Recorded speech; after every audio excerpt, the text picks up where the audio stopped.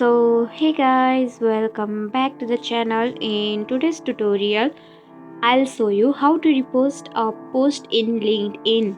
So let's get it started. So let's open it, and this is the homepage of your LinkedIn account. And to repost a post, you should have to scroll down and find a better post to repost. Now I have found this post, and in the lower side of this screen I can see the option of repost.